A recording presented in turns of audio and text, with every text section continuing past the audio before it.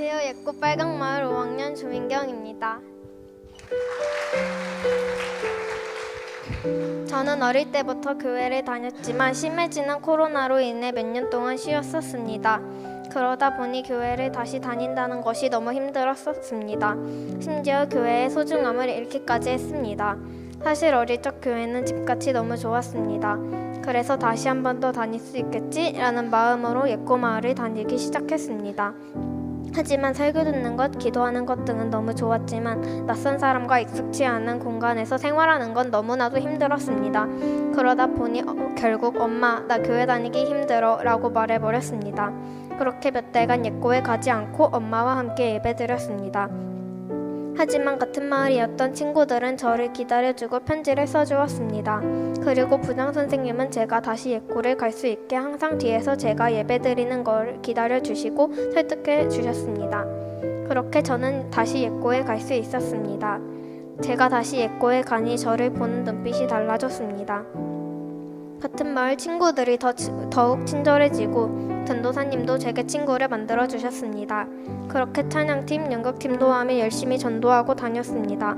그렇게 열심히 전도하면서 예꽃마을을 다니다 겨울 성경학교에 가게 되었습니다. 그렇게 가본 첫 성경학교가 너무 좋아서 이번 성경학교도 오게 되었습니다. 첫째 날 천로역정 프로그램에서 눈 감고 계단을 오르면 6학년들이 길 안내를 해주는 게 기억에 남았습니다. 평소 장난만 치는 줄 알았던 오빠들이 진지한 상태로 잘 안내를 해주어서 의외였습니다. 그리고 마지막 즈음 기도회에서 자신이 한 죄를 종이에 적는데 한 글자도 쓰기 전 울어버렸습니다. 하나님 말씀을 어기고 왜 이런 죄를 지었을까 생각했습니다. 하나님 말씀을 들을 걸 하는 생각이 들었습니다. 기도를 하면서도 계속 울었는데 친구와 선생님들이 다독여 주셨습니다. 거기에서 예꽃의 소중함을 다시 한번 느꼈습니다. 둘째 날은 제 생일이었습니다. 하지만 가족과 모든 슬픔에 모두가 잠든 새벽 몰래 울었습니다.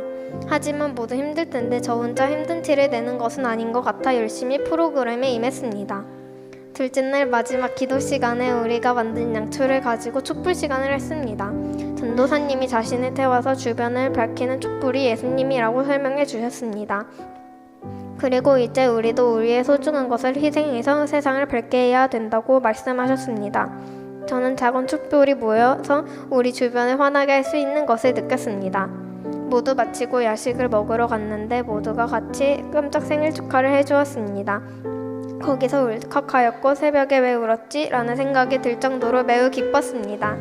그렇게 셋째 날이 되었고 워터파크로 출발하였습니다. 저는 평소 멀미가 심해서 차에서 약을 먹는데 토할 것 같아 멀미약을 못 먹고 있었습니다. 하지만 전도사님, 사모님, 시연이 마저 먹을 수 있다며 응원해 주셨습니다.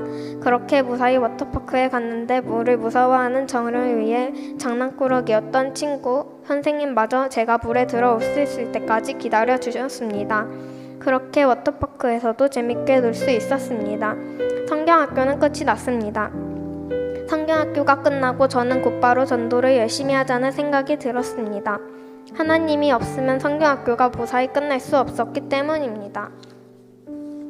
그렇게 저는 성경학교에서 다시 하나님을 믿고 전하는 예수님만의 꼬마로 다시 태어났습니다. 간증을 할 수 있게 은혜를 주신 하나님 감사합니다.